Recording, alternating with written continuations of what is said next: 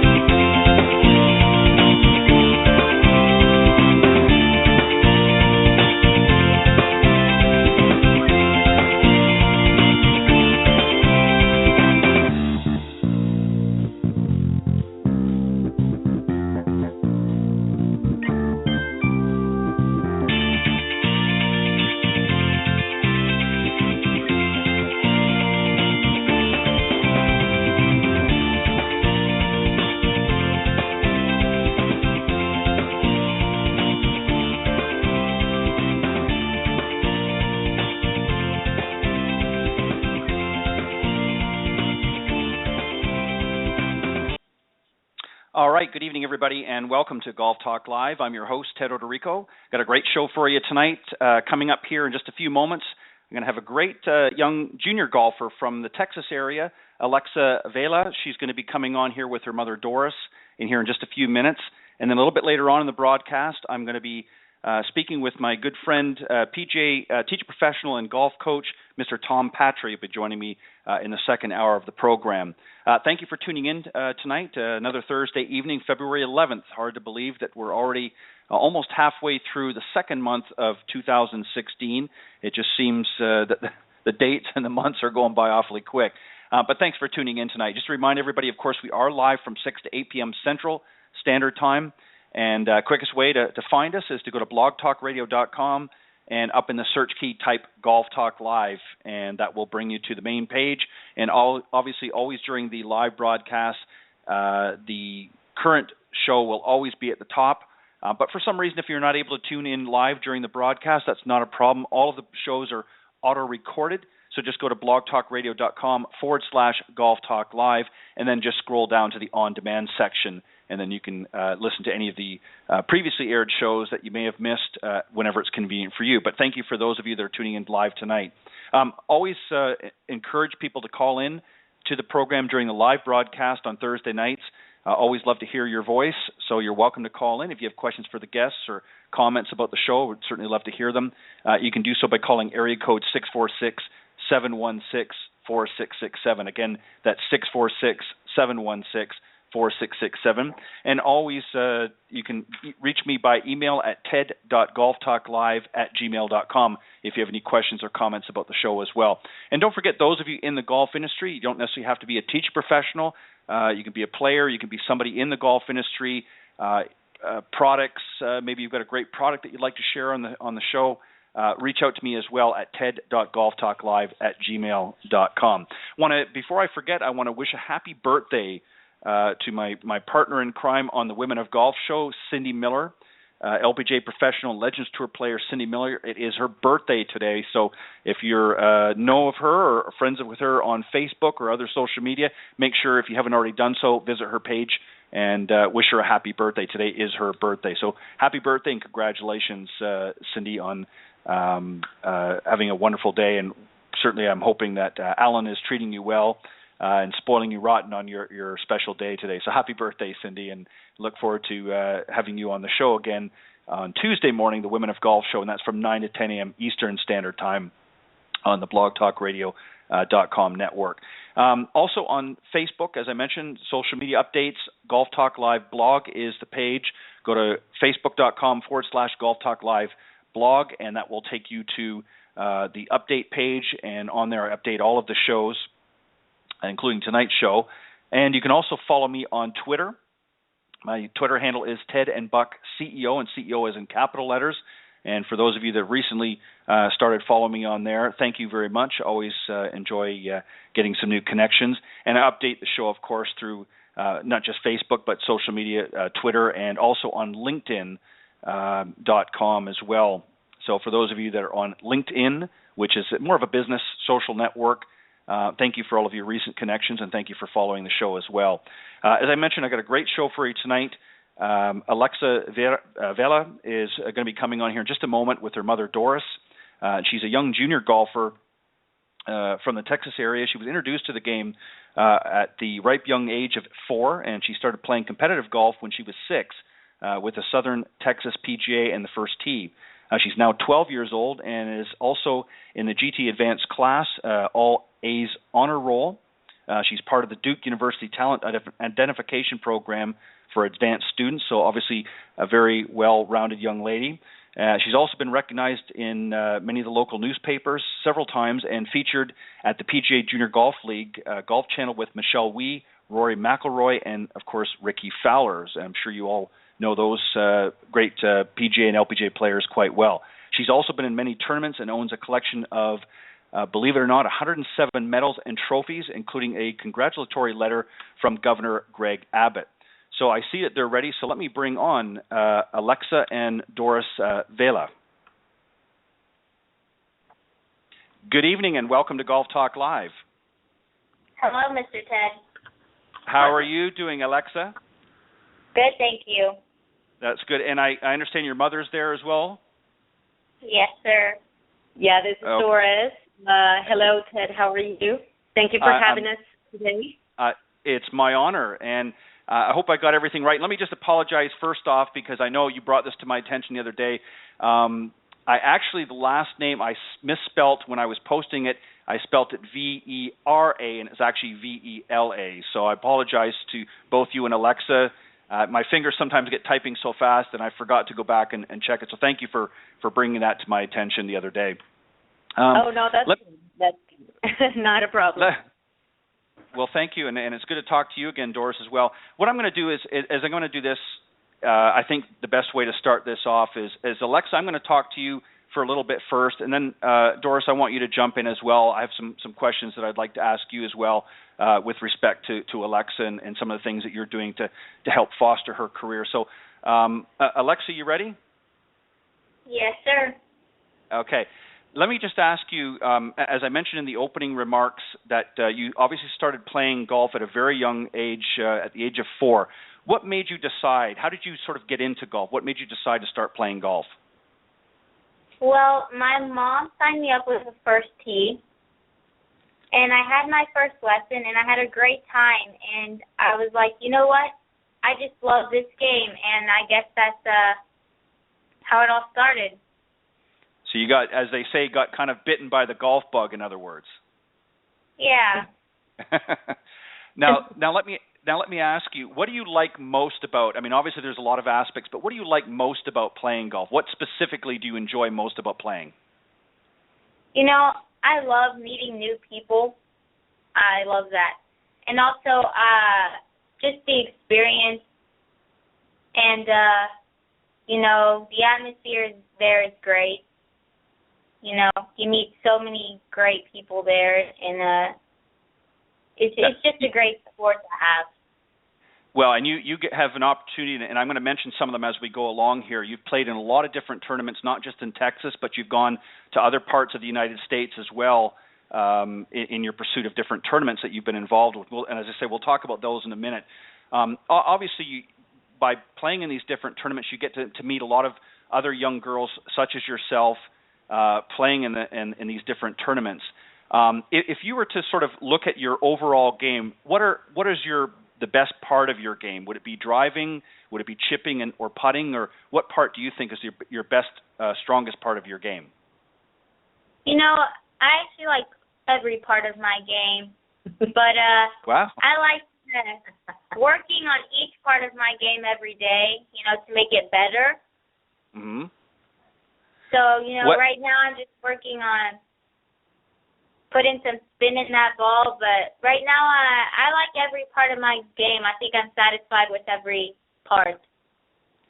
Well, I would say in addition to being a great player, you obviously have a lot of confidence in your game, and that's very good. That's important to play in tournaments. And I can hear your mother in the background. She obviously understands what I'm getting at. That's great. I think that's fantastic. What do you think, though, Alexa, do you think that your short game is your strongest part of your game, do you think? Yes. Yes, sir, because at the end of the day, that's what wins tournaments, your short game. That's true. So, yes. Now you've played in a lot of different tournaments. Let me just read out a few of the different events that you've played in, and then we'll get to some more questions. Now, some of the tournaments that you played in, you were part of the Callaway Junior World Opening at Torrey Pines Golf Course, which is, of course, out in California. You're part of the Pinehurst Junior World U.S. Kids Golf, the Texas-Mexico Junior Golf Cup in San Antonio, which is not too far from where you are. And you participated in the inaugural Girls Golf Academy and Championship in Kiawah Island, which, of course, is over on the East Coast.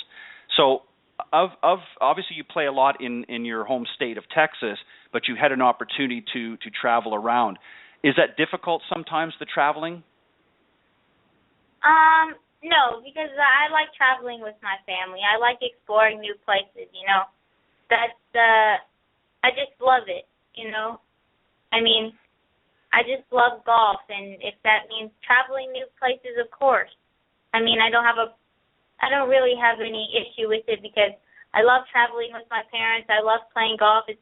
It's just great. Now, when you travel, obviously there's lots of beautiful areas in Texas that you've played in, and as I mentioned, you've been out to California, and you've obviously been to the East Coast, out to the Carolinas at Kiawah Island.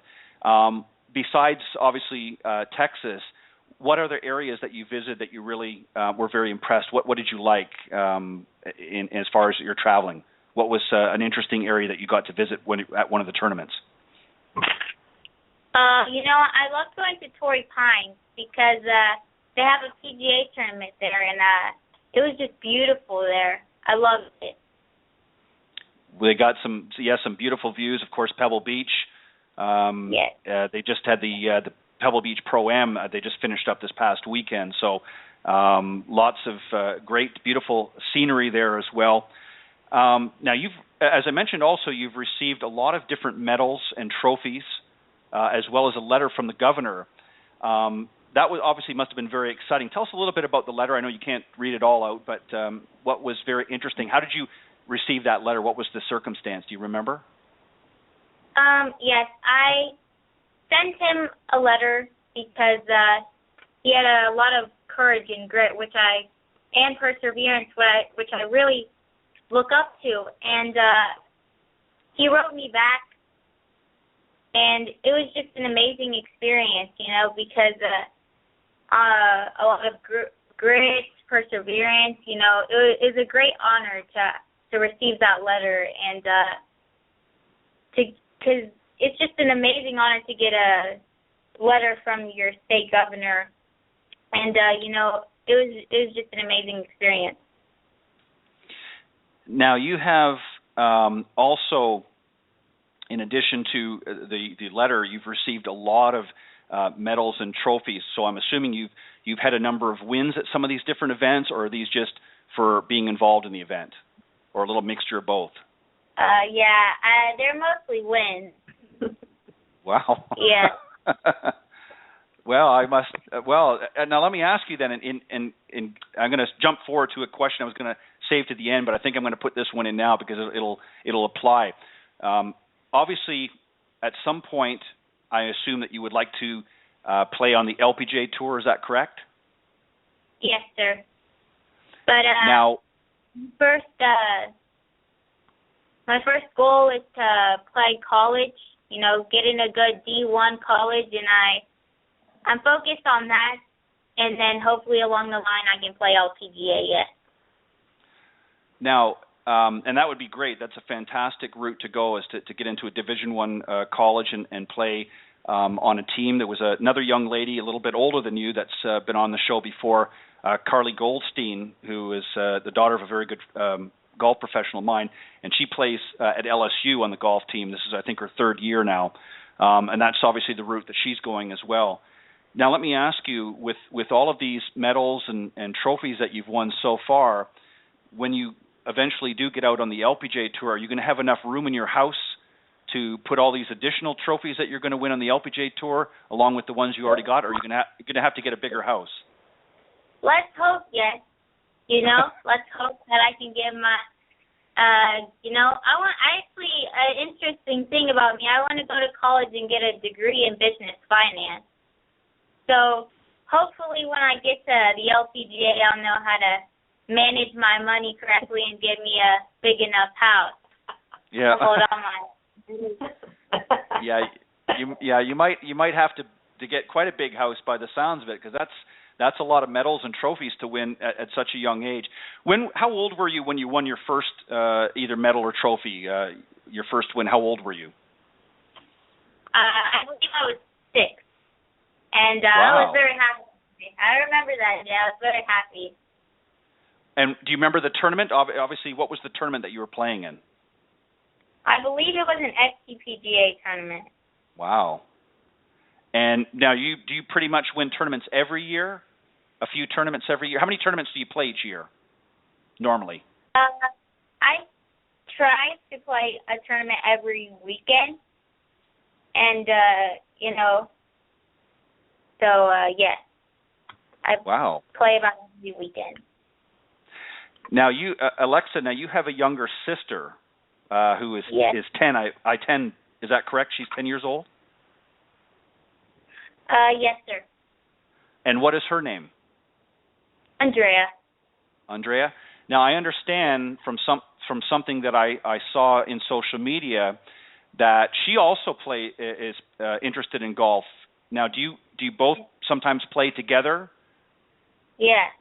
I love teaching my sister new things as well. She's always rode along in the car, and one day she was like, you know what, I want to try this out. And, I help her with the sport sometimes. And, she loves it, I love it. It's amazing when you do what you love with the person you love. Now, how long has she been playing? Has she just started playing golf in the last couple of years, or has she been playing for a few years now, too? She's been playing for, I think, a good year or two now. Yeah. That's pretty good.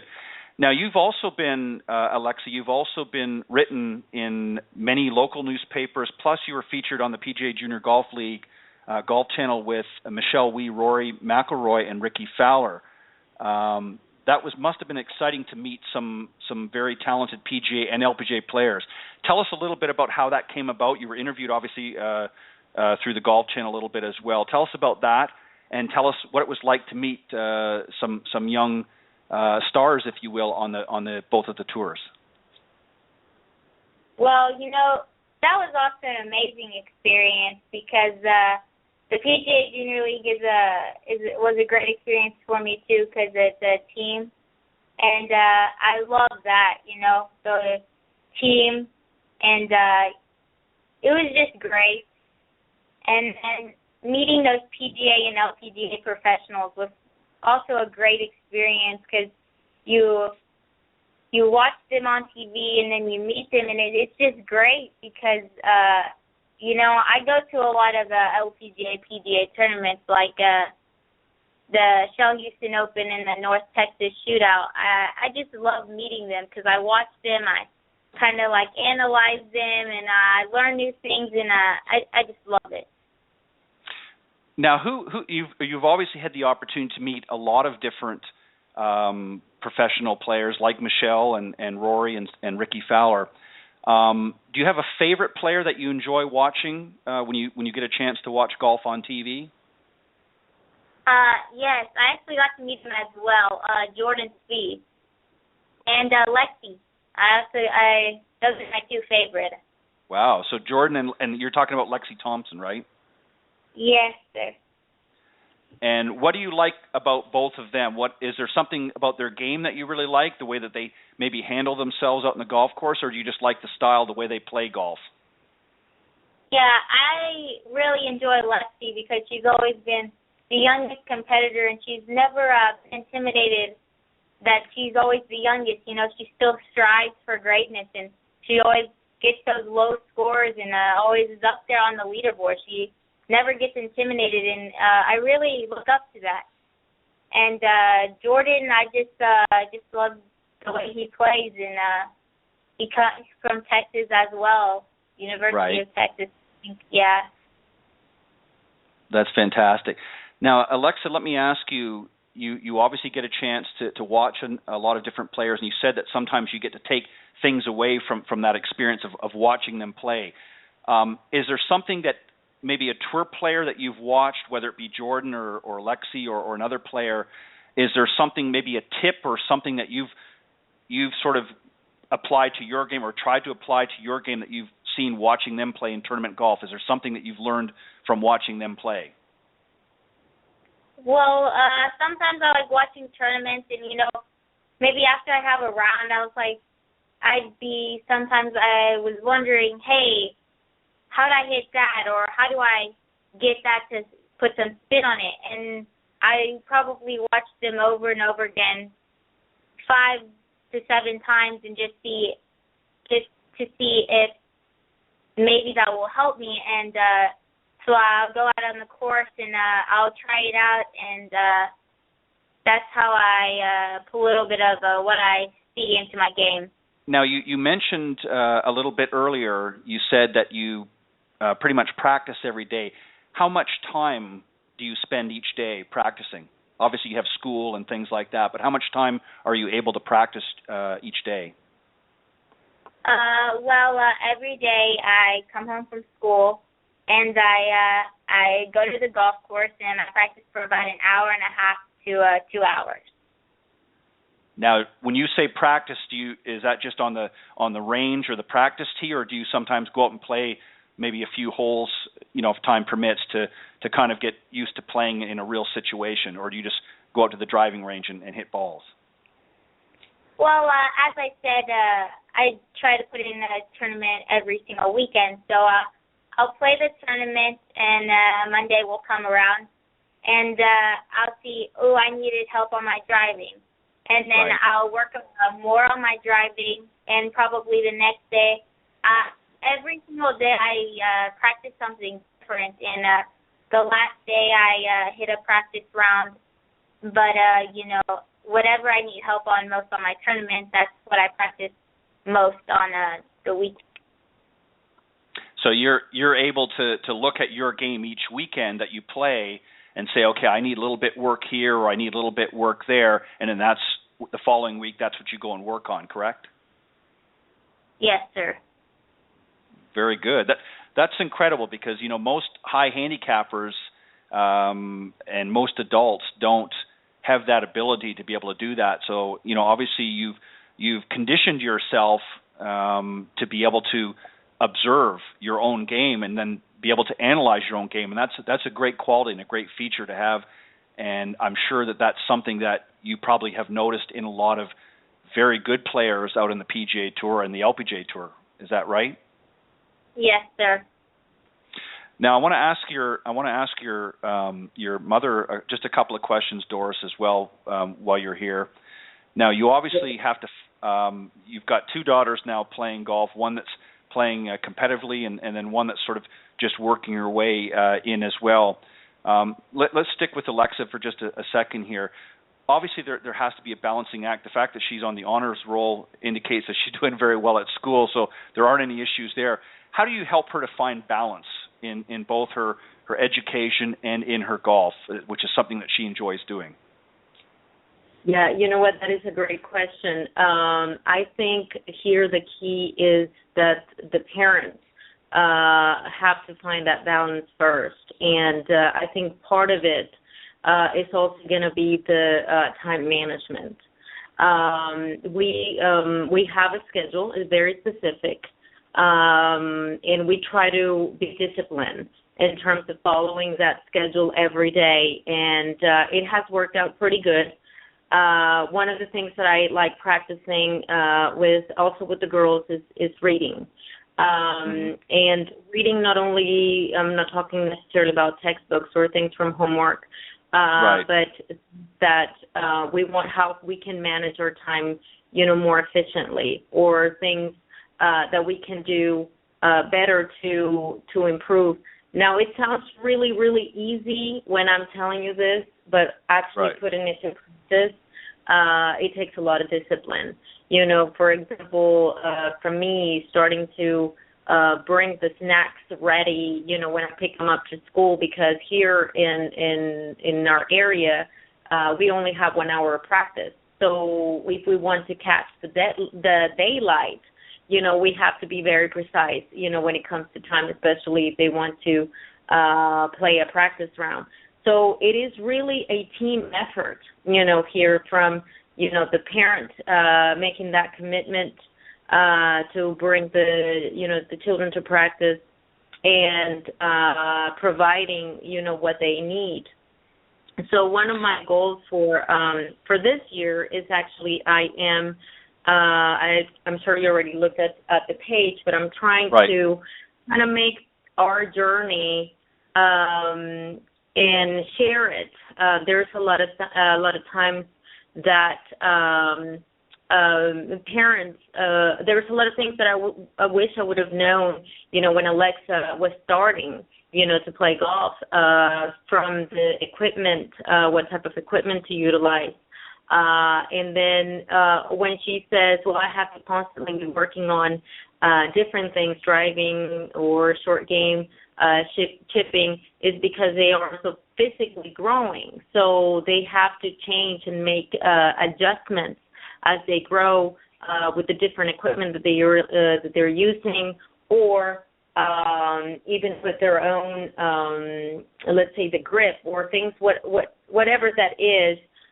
They constantly have to make adjustments. So it's not like, I guess, different from the professional players that they're already, you know, that size, that age, you know, but in different than junior golfers, they're constantly changing. And so we also have to be good observants to that. For example, what kind of feedback we're going to bring to the coaches. Many times, the coaches, they don't have the opportunity to go visit every single one of their students at different tournaments. So we have to come back with feedback. Hey, this is what I observed that is happening, you know, in this tournament, and then they can work better, you know, with the children.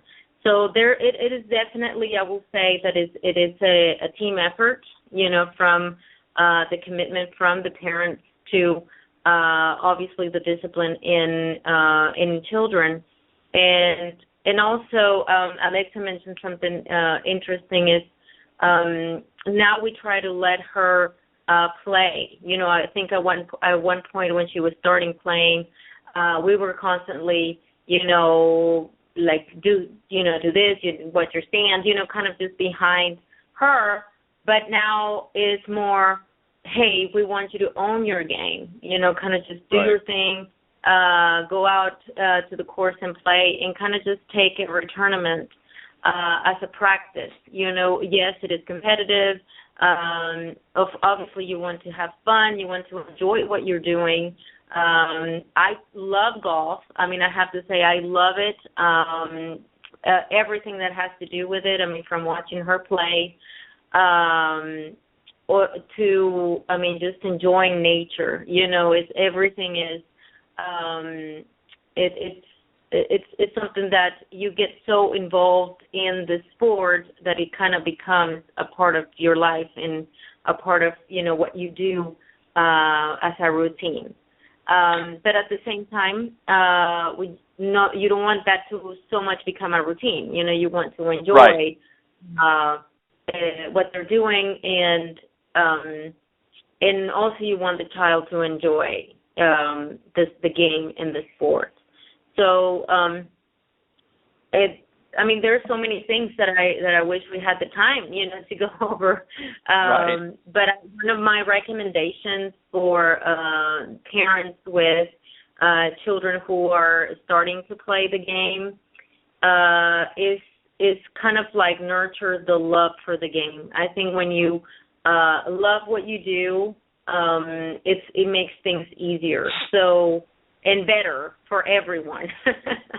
Well, and, do you think? Go ahead. Sorry, go ahead. What I was going to ask you was, and you hit on an interesting point. Obviously, from listening to Alexa, she obviously loves to play golf, and it's something that she really enjoys doing and has a passion about. And what makes it interesting is one of the dangers that a lot of parents have to, be careful of is that they don't sort of push their children too hard in a sport. So what you try to do, and correct me if I'm wrong, but you try to go along as she wants, not what you want, correct? Yes, and that was also a learning experience that I had, to be quite honest. When she was starting playing, obviously the score was a little high, when she started, and I was like, sure. Okay, we're going to class a lot, and we already went over this all the time. So, and then I kind of had to change that, to tell you the truth. I was like, okay, I want her to love the game, and that's when I said, okay, and also her dad was caddying for her, but once they own the game, they get more accountability. They probably are enjoy it more as well, instead of, if the parent is constantly on, right, the corrections or things like that. I think they get to the point where when they play, they get to see, oh, this is what I need to work on next time, so, and it's a learning. It's a learning process. Like I said, one of my recommendations for new parents, because I do get that question a lot, when we go to the golf course, it's like, how do you do it? How do you do it? And it's like, wow. Everybody, we all want to learn. We all learn as we go. But right. Definitely what I will tell parents with children who are starting to play the game is they have to love what they're doing. And if they do that, they're going to take responsibility, and because golf is a game that requires a lot of discipline. For example, earlier you mentioned traveling. Yes. There's times that the kids have to get up at 5 o'clock in the morning, on a Saturday morning, on Sunday morning, to make it to the tee time at 7 a.m. So there is a lot of these things, that come with the sports. So, and when they own the game, they want to do these things. They have that motivation to continue. I think the different leagues different links that Alexa plays with, they're constantly reinforcing, the different values, the different. They're very good in motivating also the children, because in golf, it's not necessarily as maybe football, or any other sport where the coach is there, or, the parents, sometimes you have to become the coach and the parent at the tournament, so it's a lot of that too, how to be able to manage that. And like I said, I feel that I'm still learning. And definitely I would like to invite, professionals, who work with mental management, or even how to motivate, the children, to continue the game, to love the game, and hopefully, they make it to the big league. So, and it's something that it has to be done on a daily basis. Right. Now, do you, obviously, as I was mentioning before, it's really sort of a nurturing process, because what you do is you obviously have to find balance, as we talked about with Alexa and her schoolwork. You want to make sure that she keeps that up to par, and then at the same time, you want to make sure that she's diligent in her efforts on the golf course as well. But obviously there are going to be times, she's just, 12 years old and just a young girl. And obviously sometimes things other interests come up and things like that, or wants to be with friends. And obviously sometimes that plays a factor. Are there moments throughout her journey so far where she's just, Mom, I just don't know if I want to, play in this tournament this weekend, or, something else is going on that I really want to do. Do you ever find moments like that? And if so, how do you handle that? Wow. One of the things that I talk to Alexa a lot, or one of my advices for her, is always surround yourself with other children or other kids in your class that kind of have the same, even if they don't play golf, but if they have kind of like, if they're also in athletics or music or art or different things that involves a discipline, then they all kind of share the same interest, even if they play different sports. For example, her friends, some of them are on the volleyball team. But they all go through the same situation. So I like that. I believe she's taking that advice of always around, it's and for the good, because you want to relate, with people. People want to relate, or children, that kind of have your same, busy schedule per se. And now, has there been times where they say, well, I don't know if I want to play? I mean, yes, there has been times. I mean, and I have to say, for example, there was one tournament that it was so cold. Oh my God. And we're like, okay, everybody is at home watching TV and it's cold. And that's where I think all the mental game comes in. That's where parents have to be doing homework with the children every day. It's really an everyday type of situation. Every day, hey, the sport is a discipline. This is what it takes. And I think Alexa has, she is very determined and she's very disciplined. I mean, she played well. She did very good in that tournament. But there has been times to that, and I think once again, when you do what you love, you're gonna come, with success. That's gonna be the outcome when you are really passionate, I guess, on what you do. And it also takes, like I said, a team effort. Is the parent also, willing to be out there in the course, when it could be, either cold or very hot. Summers here are very hot. Right. And that's when the summers are pretty, it's a high season for golf. So I see a lot of parents, let me say that, a lot of parents who are committed, to this. And it's great, because they're supporting, their children, their dream.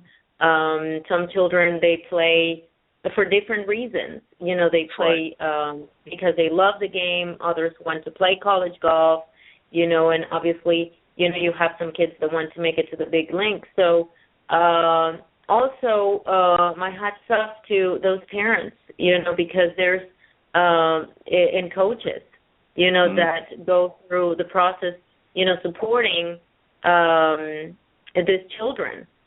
So it really takes a village. It's a team. Yep. It's a team effort. From the golf courses, all the places that we've been. I think they've been awesome. I mean, and the coaches as well. I think they do a great job. Now, let me ask Alexa. I want to ask you a question since we're on the topic of coaches. Do you have a coach that helps you besides obviously your parents? And if so, what do they have you? What part of your game are you working on right now? Well, right now I work with a coach over there in a golf school in North Houston, and right now we're just working on improving my grip. Mm-hmm. Now, So, how long have you worked with this coach? And I don't know if you're able to or not, or if you want to say their name, that's fine, just to give them a little credit for helping you out. But what's your coach's name, and how long have you been working with this particular person? yeah, I've known Miss Coach Aurora for, I've known her since I was 6, so that'd be 6 years. Right. I started working with her when I was about 8. And, she's just been great. Now, she obviously knows your game very well. She's known you since 6, but she's worked with you since 8. So she's had an opportunity to see a lot of the tournaments that you play and gets sort of feedback from you and your mom.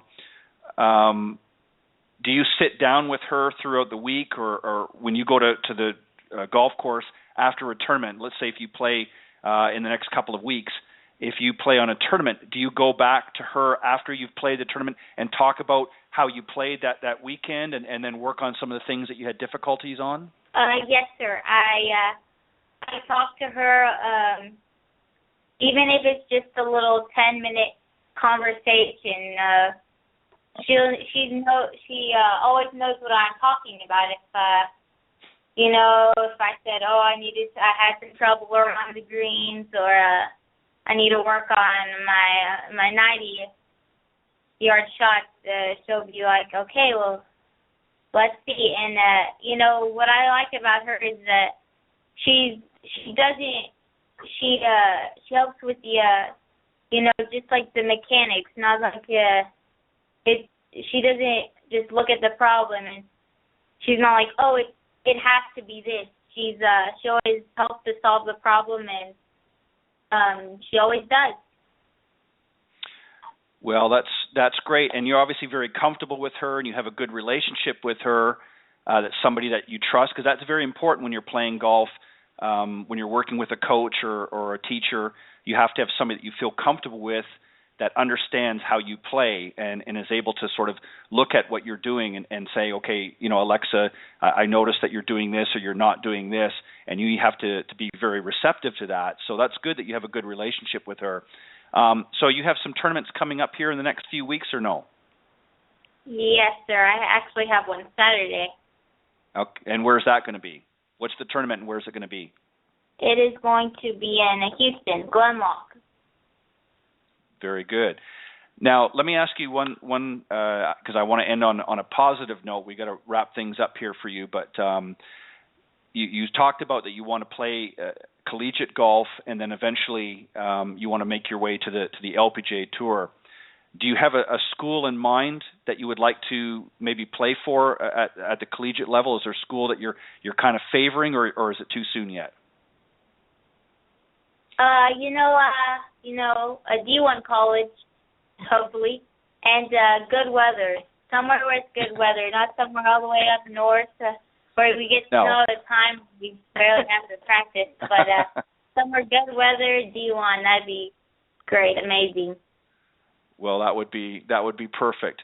Well, Alexa, I want to congratulate you on all that you've done so far. I mean, it's truly amazing and an honor to have this time to spend with you, and I hope that you will come back and visit with me again, both you and your mom, and maybe next time we'll include your younger sister in the conversation as well, but and talk a little bit about her golf. But I want to wish you all the success this year, and congratulations on all the success that you've already had. And just, first and foremost, I know you'll continue to work hard in your game, but go out and just have fun and enjoy these years that you're playing on these different tournaments. And I know that you'll have a very promising career, and congratulations. Thank you, and thank you for having me. Well, it was a pleasure, and Doris, thank you as well for coming on and spending some time. And I know that you've probably got some homework to make sure she does and gets ready for another day and gets ready for some practice before the tournament.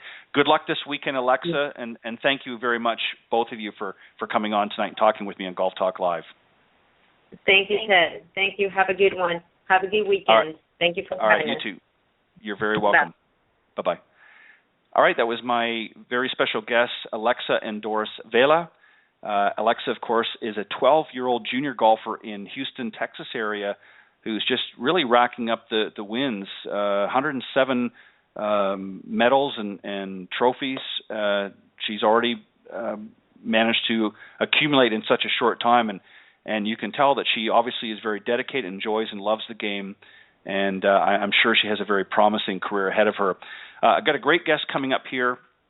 I see he's already ready for me in the wings. Let me just do an introduction here, and I will bring him on here in just a moment. Tom Patri has been on the show a number of times before. He's been on at least 2 or 3 other times. I always have a great conversation with him. He's one of Golf Magazine's top 100 teachers in America, has been a leading voice in the golf instruction for more than 30 years. He's taught at every level of the game, coaching more than 100 PGA Tour, LPGA Tour, and PGA Club professionals, and hundreds of top juniors and amateurs alike. The game has taken Tom literally around the world, first as a distinguished player, and of course now as one of golf's most knowledgeable and devoted teachers. Please welcome Mr. Tom Patri. I'm doing very well, Tom. Thank you for coming on Golf Talk Live. Teddy, it's always a pleasure to be with you. It's great to hear your voice. How are you doing? I'm doing very well. Let's start off, since we've got a few extra moments here tonight. I've got something specific that I want to talk to you about tonight. We've talked about it, I know, before, but I think since we're coming into a new year, I think it would behoove us not to talk about it. We're going to talk about your some of the things that you're doing at your golf schools and that. But what I wanted to ask you is, I know you were down at the PGA show here just a few weeks ago. I unfortunately had to cancel last minute due to some personal things that had come up. Anything new and exciting that you saw at the show, or anything caught your eye that really excited you, or just sort of? You know, Ted, I spent some time with the guys from Body Track and the Body Track mat and V1 Golf, and the force plate situation and the balance situation as it relates to the new technologies and being able to measure a student's weight transfer and dispersion of weight throughout the golf swing and its location in high speed and correlated with video is a wonderful tool that a lot of guys have kind of gravitated to. I think it's very simple to distinguish where you are in space and time with the technology, and I really enjoyed spending some time with Terry Hashimoto, who's one of the creators and developers of the product. So that was a fun bit of information for me. Yeah, so that was pretty neat. Ted, the show every year is more of a networking tool for me and a chance to catch up with old friends in the business. And I don't get to spend as much time as I like to spend on the show floor itself. I was speaking to a couple of groups. I spoke to V1 a little bit, right, and also was in a ton of meetings. So it's not quite the same as it was 20 years ago for me.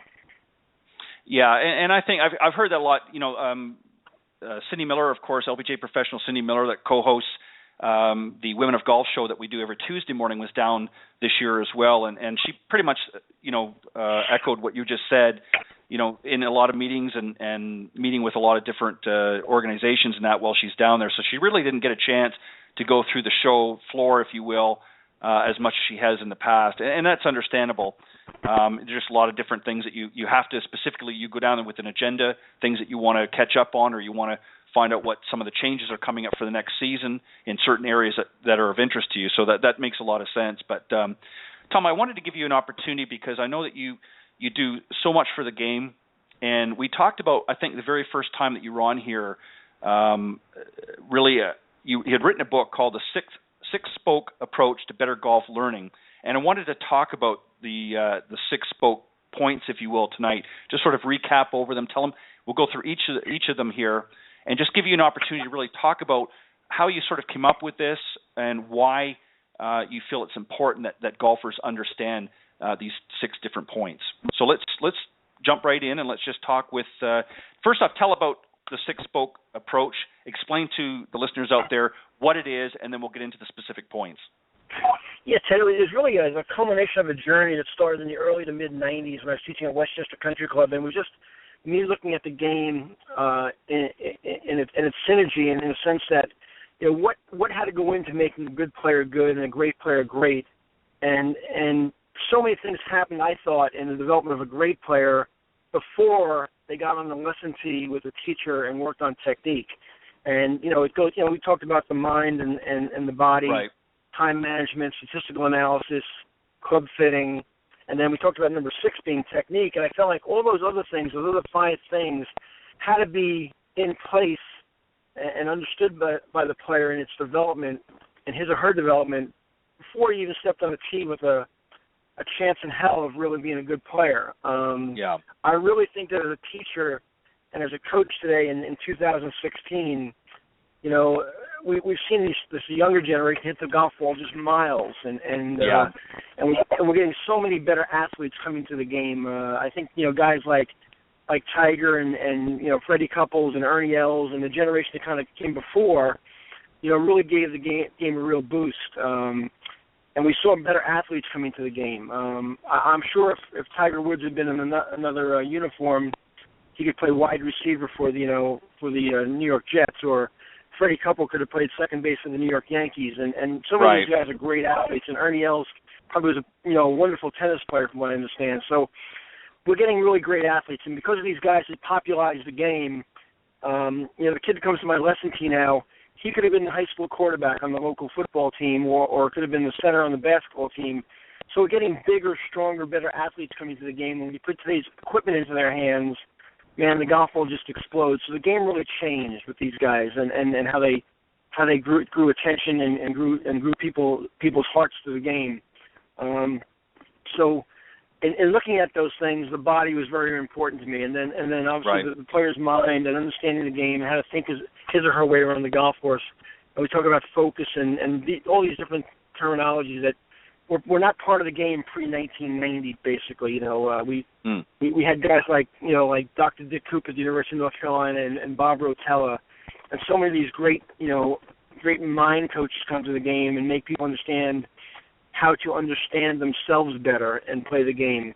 And then, with the recreational player, I try to make them understand from a time management standpoint that they have lives and they have wives and they have kids and they have jobs and they have obligations, and how much time they really have to put into the game, and what's realistic about their expectations, and how do they reach their expectations, and what's the best plan of action to get to their expectations. So time management is very, very important in that process. And then certainly it's amazing to me still, Ted, in 2016, how many people don't have fitted equipment, how many people have not had their equipment fitted, today, when it's so easy to have that done, and so many people are very, very, expert-like in fitting equipment, and how many people still come to my lesson tee, playing with the golf club that it's too heavy for them, or it's too stiff for them, or the lie angle is wrong. It just baffles my mind that people haven't embraced club fitting to the degree I really think they should today. So there's a lot of components here, and statistically understanding your golf game. If you understand your stats, you understand how to use your time better. And so many people come out to the range and they beat their driver for 35 minutes to an hour, when actually they can't, statistically, when they look at their game, they haven't got the ball up and down in their life ever. So I try to make them stat their game too and understand statistically where their game really is, and then take those stats and turn it into the time management segment of the 6-spoke, where they can design a practice routine that really makes sense to them and is efficient for them.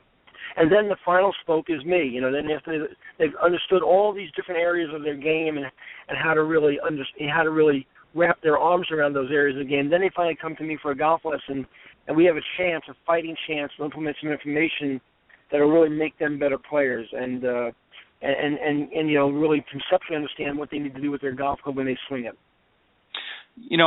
Well said. The thing is, and we've talked about this before on the show, there is so many changes and there's so much, many advantages now in the golf industry that are available, from club fitting to some of the different techniques that are out there that are there to really enhance golf. And yet the average high handicapper still comes, with the same sort of questions. Well, how do you fix my slice, and they don't really understand that it's not something that you can fix with a Band-Aid. They have to look at the overall picture. And, as you talk about in the 6 spokes here, there's more than just one component. It's not just a matter of making a couple of adjustments or a few tweaks here and there that's going to do that. I mean, you can certainly help to a small degree, but if somebody truly wants to improve and lower their handicap and play some better golf, there's a commitment involved, correct? Ted, I think so. I think you also, as a teacher or as a coach, you have to understand who's standing in front of you. If you had Tiger in front of you or Fred or Ernie in front of you, there's certainly a very understood level of commitment there, and they're great champions, and they want to play the game at a very high level. If you have Mrs. Smith in front of you, who doesn't and has never played a sport in her life, and this is her first venture into sport, and she'd like to get the ball in the air 3 times in a row, there's certainly going to be a different level of commitment with Mrs. Smith. Right. And I think as a teacher or coach, you have to understand who's in front of you and what really are they willing to do to take their game to the next level. So I used to be extremely, extremely anti-Band-Aid. I mean, incredibly anti-Band-Aid. I would only, accept almost a student that was really committed to game improvement.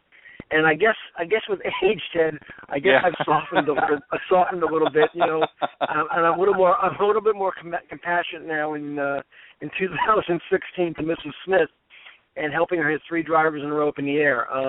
I really think that you have to understand who's in front of you and what they're willing to do and what they understand they can do or can't do. Yeah, and you're right. You can't expect the same level of commitment from Mrs. Smith, as you said, to say somebody like a Tiger or Freddie or Ernie Els. Of course not.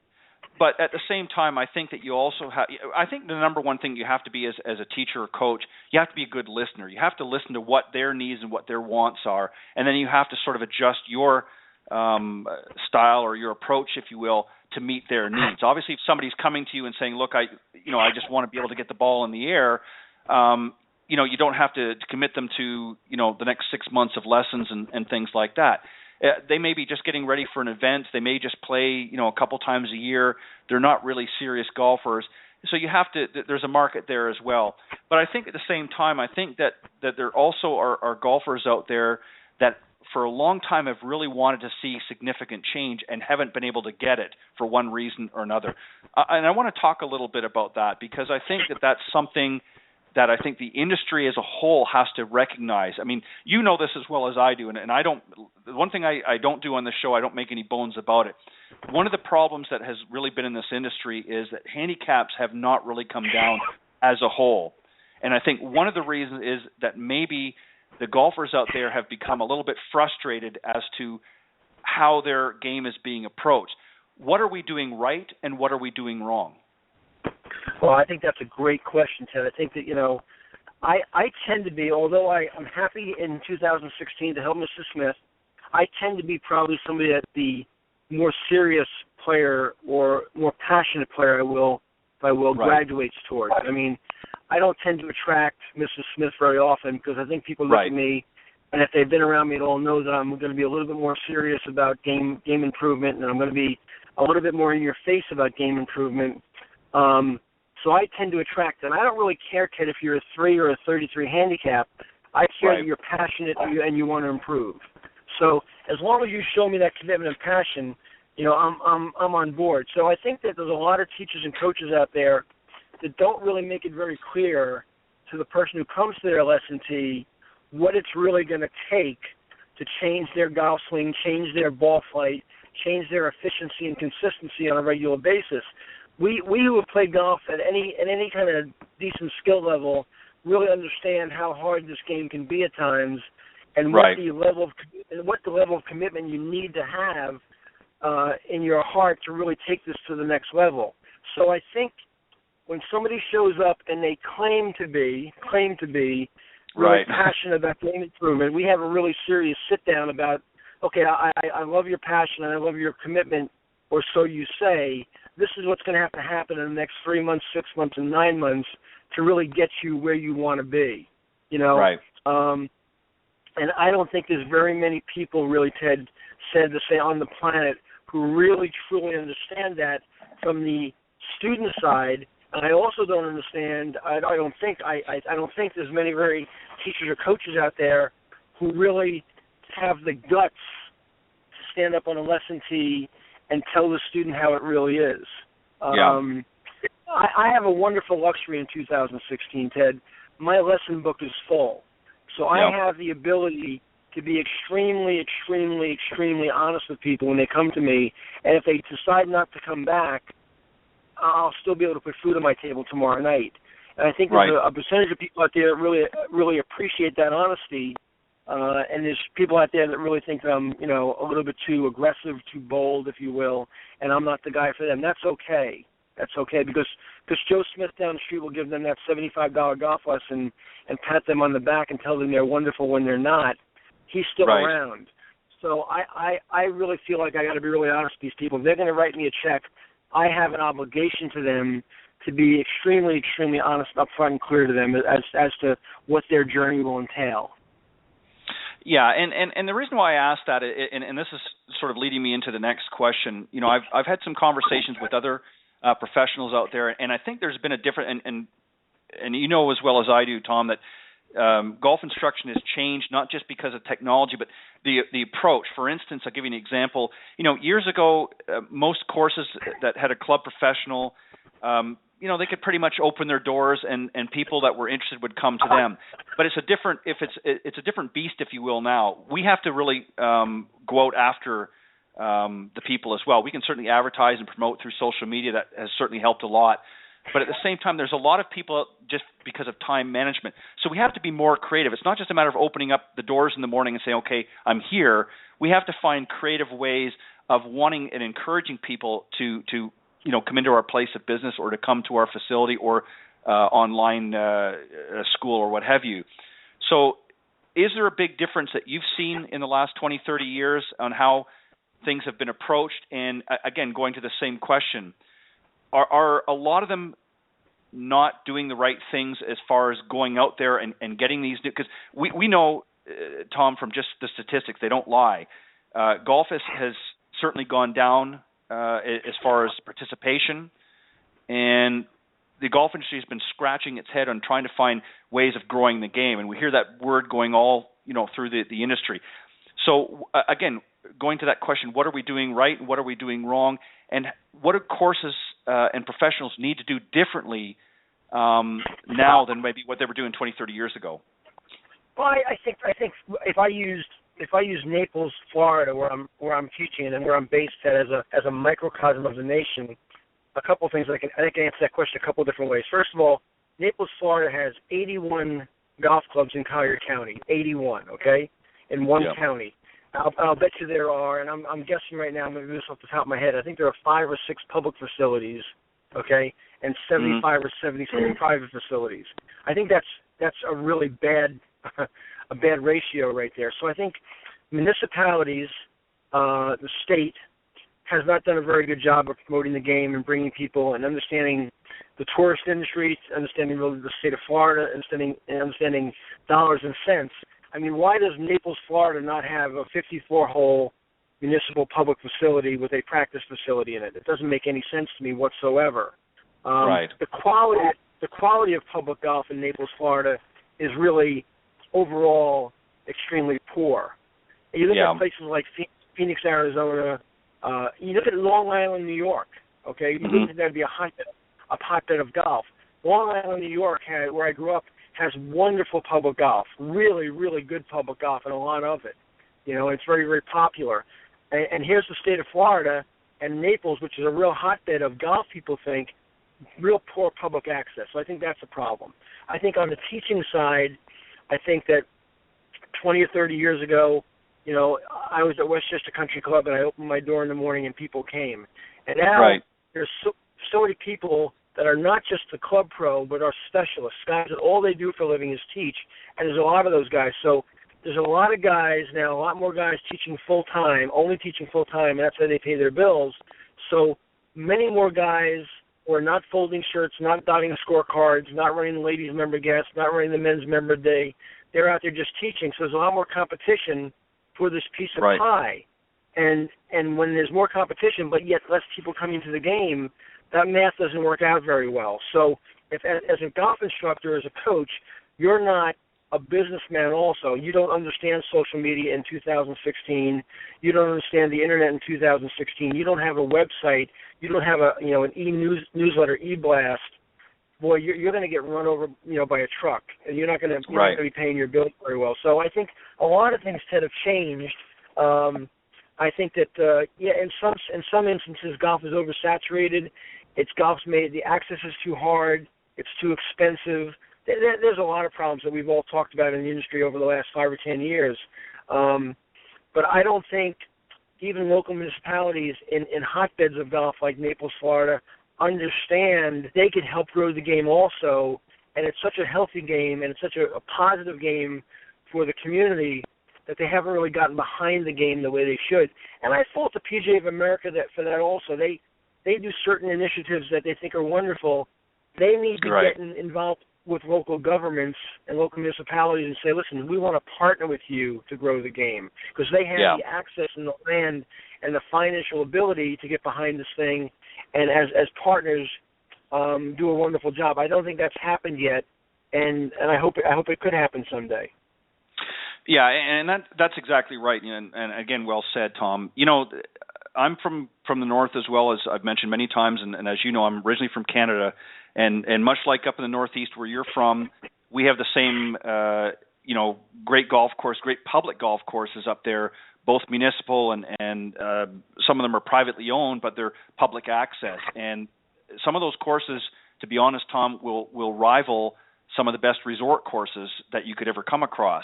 And it's because people had the foresight to say, hey, we know that it's not just the club members that we want to attract to this game. We want to attract, Mr. and Mrs. Smith as well to come out and play. So we're going to put a great product together, if you will, a great venue, and encourage them to come out. And you're right, with a state like Florida where you've got a perfect and ideal climate, there's, a zillion and one golf courses, but many of them are private and do not allow public access or very little access. And you would think that they would be more creative, especially in this day and age. One of the areas too, and I have to. Let me make one more point. So let me give you an example, and I think your Canadian example there is a wonderful example. On Long Island, we have a New York State park called Bethpage, and you're very familiar with that, and most of our listeners will be Bethpage Black, Bethpage Red, Bethpage Blue, Bethpage Yellow, and Bethpage Green. And obviously the Black course is very famous. It's a wonderful facility, okay? It's a wonderful facility, and that's on Long Island in New York. And you're going to tell me that exists on Long Island in New York, Bethpage does, and there's nothing like that or anywhere even close to that in Naples, Florida. Does that make any sense? No, not at all. That doesn't make any sense to me. And by the way, it doesn't exist in Miami. It doesn't exist in West Palm Beach. It doesn't really exist in Jacksonville. The closest thing I can think of it exists to is maybe Orange County National in Orlando. But that's not that's more of a resort situation than a public situation. So it doesn't make any sense to me, Ted, and not at all. Yeah, and you're right. I mean, you can go out to Arizona and some of the western states, and there's just some. I mean, Vegas is a good example. Now, I know again these are more resort, but it's public access. I mean, anybody can play these, and these are phenomenal golf courses. I'm sure you've played a number of them yourself. So. It just does not make sense. Here in up in the state of Alabama, you've got the Robert Trent Jones Golf Trail, some great golf courses. I think 10 of them. From the bottom of the state. So we've watched Robert Trent Jones Golf Trail in Alabama be highly, as people in the industry, we've watched the trail in Alabama be highly successful. So if I'm watching my northern neighbor as a Florida politician watch the state of Alabama, produce the trail, I'm going to say, why wouldn't I just copy that? Why wouldn't I take that blueprint and copy it in the state of Florida? Because certainly I have better weather. I have a much, not even a close, much better tourism flow. Why wouldn't that be successful in Florida? Right? I mean, it doesn't make any sense. Well, I think the business, Tom, the business model that they've set up in Florida is they're looking at a different. They're not really looking to attract the local golfer, if you will. It's all about tourism, and it's about really bringing people to the state of Florida. So that resort, mentality, if you will, and then of course Florida being a very popular state for retiring, folks both from Canada and Northeast they want that sort of exclusivity, and I think that's how the original business model of Florida was developed, and it's gotten to the point now where it's just literally saturated with, and they're phenomenal golf courses, don't get me wrong, but they've taken that business model of the resort feel or the private club membership feel, and have just sort of blanketed the state. They've got limited space. Really now, I mean, you can't really do anything. But Ted, let's back up a second. So in the resort model in Naples, Florida, I won't mention any names because I don't want to. No, I know. I want to create a firestorm here, but there's two basically, more or less two resorts in Naples, Florida. Both of those both of those fee structures are $250 or higher in season. Okay, right. $250 or higher. So the next product after that, the next level after the public golf, is like a $65 product that, quite frankly, you and I wouldn't put our dogs on. Okay? Right. So the guy comes into town to Naples. He stays at XYZ Hotel, nice hotel. He's got access to the beach. His wife and family are down, but he wants to go play golf. So he either have to go to 250 or to 65. At 65, he's putting on dirt, and at 250, it's hurting his pocketbook. There's nothing in the middle there. Okay? Yeah. And in town, we have and I can substantiate this. I have X number of professional people that I teach that are doctors, lawyers, accountants, skilled people who make a nice living, but they can't join a club for $100,000.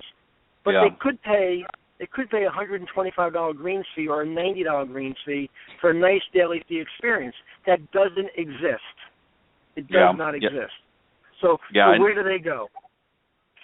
Yeah, and it's a shame. And the thing is, Tom, that really sort of makes it difficult as well is that there are so many courses, I mean hundreds of courses from one coast to the other that have shut their doors for that very reason, is they've priced themselves out so much. Right. And look how many private member clubs that have come either close or have closed their doors or have had to actually open up to some form of public access just to keep their doors open. So, right. There's obviously a shift and a change. The other thing that I want to talk about, because I don't want us to just, sort of, beat down the golf courses out there, but I think it's a discussion, that certainly has happened, but it really needs a serious look. The other thing is, too, Tom, that I think, and there are certainly more and more, and I think the LPGA and its members do a phenomenal job, but I think the PGA of America needs to do a better job on its side of it as well, and that is really to encourage more women to come out and play. And one of the things that I hear, we talked about this at the show the other day, and you know this as well as I do, that there's still an intimidation factor by a lot of women. They're very uncomfortable and very apprehensive, especially the newbies that are wanting to play golf. They'd love to play, but they don't know how to get started. What can we do to make it more inviting for women? I think that's really a great the next question. market. I think that's great. You'll be very proud of me, Ted. I hired a young lady this winter to join me at my golf school, my golf situation, my teaching situation. Her name is Gail Graham. You probably know that name. She's one of you guys up from the Northland in Canada. She's the she was the 97 Australian Masters champion. She was a former president of the LPGA Tour. Gail is I'm gonna embarrass Gail. She's probably just a little north of 50 now, and still plays the game at a pretty high level. Plays some Legends Tour events. But I wanted to add a female to my staff for that very reason, because I think the male environment of most clubs, whether it's true or not true, whether it's perception or reality, is an intimidating place for the newbie female player. And I think a lot of women looked at my resume as a teacher and said, I can't go to him because I'm a beginner. He wouldn't want to teach me, which is not true, by the way. It's not true at all. I want to say very clearly tonight that one of my most favorite lessons still today, 36 years into this business, is teaching the beginner. But perception out there by the player looking at me was that, no, I can't go to him. He's too skilled a teacher. So I didn't want to leave that person on the sideline. I didn't want that person to be, intimidated or left out in the dark. So I brought Gail on, and she's done a wonderful job this winter of attracting so many women back to the lesson tee to feel comfortable and feel welcome and wanted. I think that there's definitely a gender issue here where women are intimidated by the male teacher to some degree. I think in some cases it's substantiated, in some cases it's not substantiated. But it doesn't matter. Perception is reality. I didn't want that person. I didn't want that person left on the sideline. And I think you're right. The LPGA does a wonderful job in reaching out to the female newbie, although I don't think any of us do a good enough job. And I think we have to find more ways to bring women to the game and bring women out and make them feel less intimidated. And let's face it, a basically male-driven world when it relates to the game of golf. Well, there's 2 points I want to quickly make, and then we'll continue on with our discussion. You're exactly right. The LPGA has done a phenomenal job. Cindy and I interviewed, I think a year and a half ago, Karen Palacios-Jansen, who I'm sure you're familiar with. She talked about a initiative that the LPGA did. I think it was last year they started, if I'm not mistaken, where they were actually offering a specific course to their LPGA members on actually how to teach to women, because there is a difference on how women and men learn. And they said one of the problems that a lot of women were complaining about is a lot of the methods that were currently being used, and certainly not by everybody, I'm not trying to blanket the industry, but as a general rule, were more geared towards a male-driven society. And women learn differently and have different interests in golf than what men traditionally do. So this was an initiative that had taken place, and I believe it was launched last year. And it's I think it's a certification course that was offered to the members. But also, too, some of the discussions that I've had, and I think this would really go a long, long ways. And Tom, I know you've been to many, many different clubs and different golf organizations, and you've probably witnessed this very same thing yourself. We know as men, we like to go out and buy some things here and there, but we're not real big shoppers. Women are traditionally the shoppers of the family. And most of the golf courses out there don't really cater very much to the women's market. And I think that they would probably be smart in getting some women into these pro shops, into these outlets that are selling to the public, and give it a little bit different approach. Do you agree with that, Tom? Do you understand what I'm saying? Well, I think it's tough. I got to disagree a little bit. I think it's really tough when you're selling soft goods. And I haven't been a retailer in the golf business for an awful long time, so I am clearly not the expert on this area. But right. I think that some of the things I hear about my guys who I teach in the business, who are golf professionals at different facilities that own their own pro shops. It's so tough with a limited market of women coming through the front door to stock enough item, get enough of a size run or a style run in there, where you're not at the end of the season, eating those rags for your dinner. I think you got to be very careful. I think that's why places like the PGA Superstore and Dick's Sporting Goods and these places have done well, because they can weather the storm of a deep inventory run and make it move somehow in a sale at the end of the year. They have the dollars behind them and the volume coming through the door to appreciate that and accomplish that. So I think that the Club Pro in the facility with 300 members, or the Club Pro at the local public golf course, is really behind the 8 ball in the soft good area to really accommodate the female sector of the industry, which is really not very large right now, and make enough of an impact on the soft goods side. Well, I'll give you a good example. I had some conversations here. In fact, she's been a guest on my show, Pat Roquet, and she is a business individual, but she also plays golf. She's not an instructor or anything. But she talked to me. She's involved with a number of different golf expos that are taking place up in the Northeast, including Rhode Island and some others up in the New Jersey area. And she said one of the complaints that she had, she belongs to a large women's group in her area, New Jersey, and she said one of the complaints that she had was that a lot of the women that would go to these different expos or golf shows, that there was really very little product or very little direction or attention to the female golfer. So there was really not much point in them even going to the show. So she's actually taken it upon, Pat has, upon herself to working with these different organizers in order to make it more female friendly. So I think we have to start somewhere. I agree with you. You can't just go in and all of a sudden every pro shop just start hiring women coming in and stocking up the shelves. I think it's a transition. But you're right. I think the big box stores need to sort of start the flow of traffic, and then I think the industry itself has to slowly move into that direction. And what you're doing, Tom, kudos to you for bringing a young professional with you, a young female professional in there to really help handle with the women's market.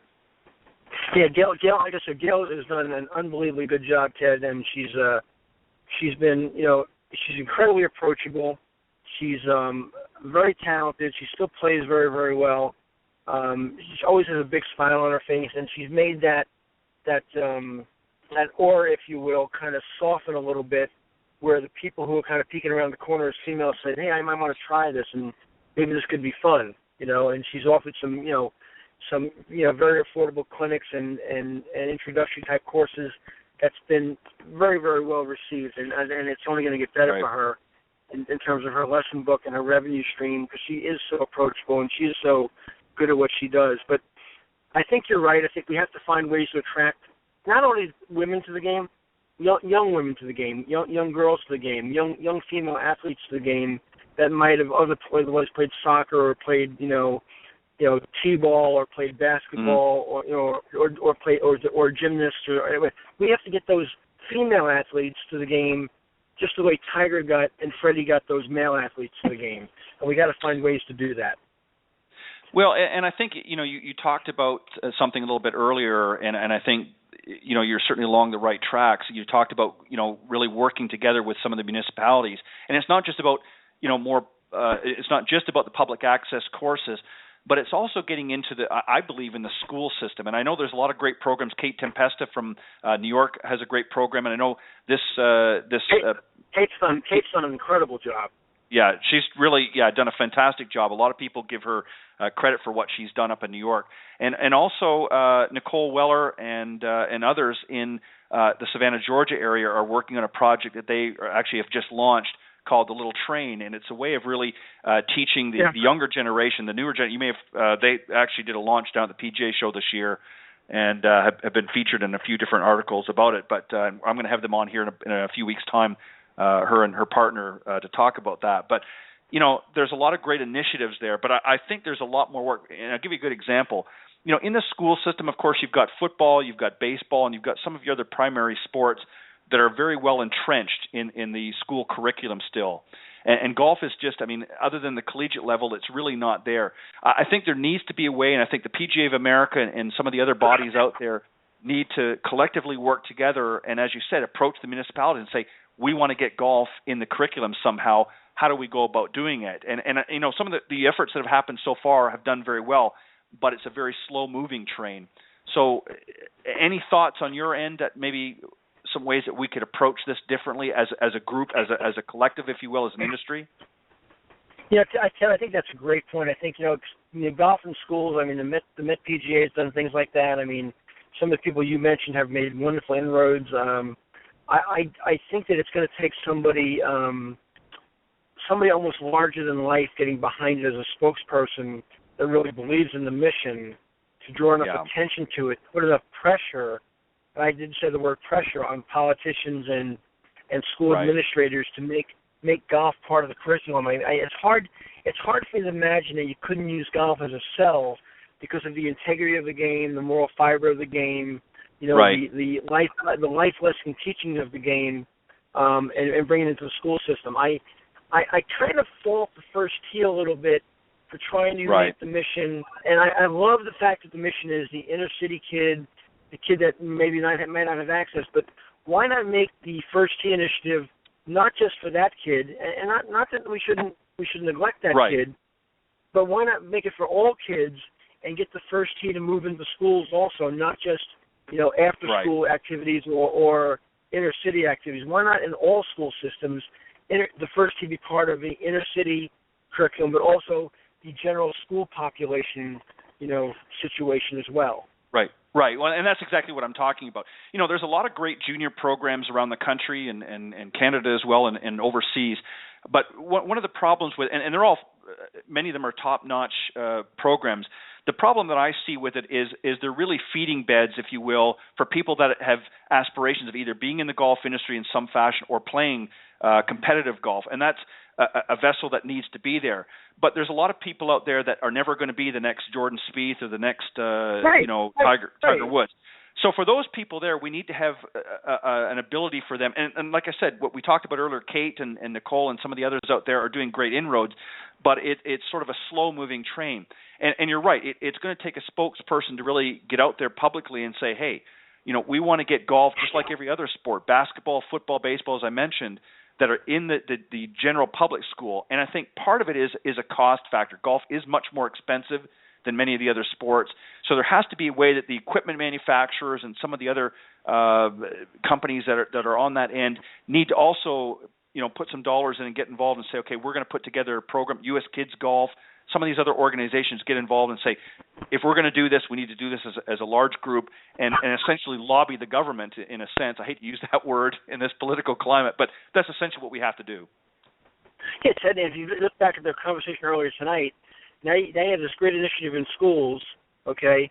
And let's say you had the same initiative in Naples, Florida, and you had all these kids that want to get involved with golf, but you don't have a great public facility in town. Where do you take them to do this? Because let's face it, the private clubs in this town are not going to open their doors to 60 or 80 kids to come in and beat balls on the range. So it's kind of like a vicious cycle. You've got to get the school system and you've got to get the municipality and you've got to get an initiative like a First Tee all in bed together to say, listen, how do we make this work? And how do we get this done? Yeah, I agree wholeheartedly. Tom, I'm going to wrap things up here, but I'm going to give you a few moments here because I know you're busy and you've got a lot going on here in the days coming up. But let's talk about what you've got cooking here, if you will, for 2016. You're obviously, I can hear a lot of passion and excitement in your voice. What have you got happening in 2016? And let the folks go ahead.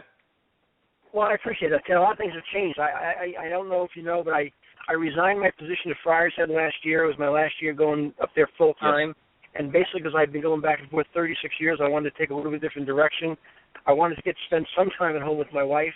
But one of the things that's going to happen is I'm going to go back to Long Island 1 week a month to a place called Colonial Springs, which is on Long Island, and be available to anybody who wants to come and take instruction 1 week a month.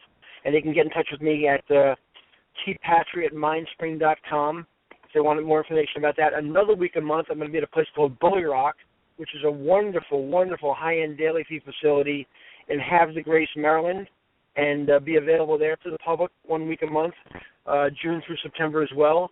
And again, tpatri@mindspring.com gets them to me and to book time. And then I'm going to do about 12 to 18 guest schools that clubs have invited me in for 2 days with their members to come in and do a guest school. And then other than that, Ted, I'm going to be right here in Naples, Florida, doing my thing here and staying at home a little bit more. Sounds good. I know your wife will appreciate getting to see your husband a little bit more often. You've been doing a lot to help many golfers out there improve, and it's time to certainly not scale back, but certainly time to spend more time at home with your wife and your family and that. And I'm certainly not spending less time on the lesson tee. I'm just going to spend a little bit more time in Naples rather than full time in New York during the summer. So I'm looking forward to that, and I'm not going to scale back my teaching at all. I'll be accessible, even probably more so to the public than I've ever been before. Right, exactly. And I know you do a great online program as well. Talk a little bit about that if somebody's interested, where they can go. If they went to my website, which is just www.tompatri.com, and checked it out. I have a V1 online academy there. I'm teaching about 150 people around the world that I've never met via the V1 technology, and it's been a great success. And I appreciate you mentioning it. It's a lot of fun for me. I really enjoy connecting with people from all over the planet and analyzing their golf swings and actually teaching and coaching them remotely from my home. It's been a great and powerful tool V1 has been for me. Well, and that's the thing is as we talked about it, we touched on about the modern technology. There's a lot of pluses, and obviously there's some minuses. We can get wrapped up sometimes too much in the technology, but this is certainly one area of technology that has allowed many of the teachers and coaches out there to be able to, not just network, but to be able to help those golfers that may not normally have access or don't have the time to come out to the facility, or maybe not in your area. So as you said, you can teach and coach them from all over the world. So that's one of the exciting things about some of this technology. I just think V1 has been a great tool for the average golfer who's sitting at home and wants to get help and doesn't know how to get it done and doesn't necessarily have access to what they think is a good teacher in their area. They can reach out to any number of branded academies and connect with us, online. It's been fun. Well, I'll tell you what we need to do, Tom, since you've just given them a great endorsement. I think two things. I think first off, the next time you come back on, we need to bring Gail on with you and give her an opportunity to talk on the show as well. I would love to have her and let her talk about some of the great things that she's doing. But I think we also need to reach out to the V1 people and get some people from there on here to talk about what their great product is, because it is a great product. Yeah, Ted, I can make both of those things happen. So let's talk about that via email, you and I, and I'm happy to make that happen. That sounds perfect, and they couldn't ask for a better spokesperson than Tom Patri. Tom, as always, it's a pleasure talking with you, and one of the great reasons I like having you come on the show is you are very upfront and very honest about the game, and you're very passionate. Not only being a player of the game, but a great coach and a great teacher professional, and that's why so many people admire and respect you. And I know that you had when I posted the show this week, I know my good friend Mr. Barry Goldstein put a nice comment on the post as well, so I know he is a great supporter and fan of yours as well. Ted, I really appreciate you having me on. I'll be back anytime you want me, and thank you for what you do for golf and reaching out to people and informing people and teaching people over the airwaves. I appreciate it. Tom, thank you. Have a great week, and again, we'll be in touch, and we'll make the other happen. But you're welcome. You have an open invitation to come back anytime if you got something you need to. And I know you're working on. I understand you're still working on your second book. I'm trying to. I'm pecking away at it, Ted. Well, I'll tell you what. When you get that done and you're ready to launch that, I want you to reach out to me, and we'll come on here and we'll launch it together. How's that? Thanks. I appreciate the opportunity. All right. Tom, have a great weekend, and we'll talk soon. Thanks, Teddy. Good night now. All right. All right, that was my very special guest, PGA teacher professional and golf coach, Mr. Tom Patri. As you heard through the program, of course, he's settled most of the time down in the Naples, Florida area. Honest guy, just a great asset to the game, and I enjoy, as I just said, having him on the program. I think he's a tremendous asset to the game, and I hope he'll continue to share his knowledge, not just with the students out there, but with some of the other fellow teacher professionals as well. I'm a firm believer in educating one another, and I think that he does a great job and has a lot of knowledge and experience to share with especially some of these younger up-and-coming instructors. So if you're looking for some great, not only great instruction, but some great advice, you need to reach out to Mr. Tom Patri, and he's all over social media, so he's a very easy gentleman to find. I want to take this time once again to thank both of my guests, Alexa and Doris Vela, for coming onto the show, and enjoyed having them as well. And, of course, Mr. Tom Patri for coming on and helping me wrap things up. And I want to also take this time to thank all of the listeners from around the world for faithfully tuning into Golf Talk Live each and every week. I truly do, as I say, every week I get a great amount of pleasure and enjoyment of having really a number of highly talented coaches and teacher professionals like Tom and players like Alexa come on the show, and many, many others. Also some authors and great entrepreneurs stop by the show each and every week. So it's really through their participation and guest appearances that help to make Golf Talk Live a first-class show. Audiences continue to grow each and every week, and I thank you for spreading the word, all of the great people, and some of them I'm going to give a special note to right here. Some of the sponsors and supporters of the program, Mr. Jonathan Laird from SouthCoastGolfGuide.com. Great publication I've talked many, many times about on the show here in the southeastern part of the United States, literally from Texas right over here to Florida. Go to SouthCoastGolfGuide.com, and you can request a copy of the guide, be sent. A lot of great golf courses that are advertised in that publication. Jonathan's been heading up that great guide for over 20 years now. He's been the owner and editor of South Coast Golf Guide. So go to SouthCoastGolfGuide.com and you can check out the website there and get more information. Meredith Kirk from Meredith Kirk Golf. You can go to her website, meredithkirk.com. She's a great, not only LPGA teacher professional, but she was the 2014 Mrs. South Carolina, and she's been a guest a number of times on the show, and just a great young lady out in the Carolinas, in the Myrtle Beach area particularly, just does a great job at not only teaching the game, but also helping to grow the game in the junior market as well. Nikki and Tiffany Litherland, thank you for all your continued support. Nikki is, of course, a golf professional, and he's going to be coming here in the weeks coming up on the show as well. I just have to firm up one last time on the exact date he'll be on here, and I'll announce that as soon as I have it. But he's going to be coming on the show, and, of course, his lovely wife, Tiffany Litherland, for all the great work that you did to help spread the word about Golf Talk Live. My good friend, Mr. Bernie Pinder, owner and founder of Ontic Golf, which is a great line of custom putters. OnticGolf.com is their website, which I actually put together for them here just recently, so go and check that out. And just a great line of putters. We're going to do some great work this year in 2016 with Ontic Golf. Thank you, Mr. Bernie Pinder, for all of your great hard work as well and help spreading the show, and thank you for all of your support as well. And I'm going to have Bernie coming on the show again to talk about some exciting things going to be happening with Ontic here in the near future. Mr. Sean Kelly, owner of LinkedGolfers.com, really the owner of the largest golf group on LinkedIn. As I talked about earlier, LinkedIn is a professional network, sort of the professional version of Facebook, so it's more for business types. But he owns and runs and operates the Linked Golfers golf group on LinkedIn, which I believe is over 45,000 members now from around the world, some great professionals. He also has a website business as well, linkedgolfers.com, which basically took that group out of LinkedIn and moved it out onto the web. So make sure you go to linkedgolfers.com. And also, last but not least, my good friend, Mr. Peter Doyle from Doyle Golf Solutions over in Ireland. Thank you, Peter, for helping to spread the word over in your area, and thank you for all the work that you do. Peter, of course, is a great not only teacher professional but club fitter as well. Does lots of great work over in Ireland and was here actually, I believe, I don't know if he made it this year, but I believe he was here the previous year at the PGA Merchandising Show as well, and we missed one another, unfortunately, but thank you, Peter, for all of your continued support as well. And again, I enjoy doing this program each and every week, and I thank you to all the listeners for tuning in each and every week.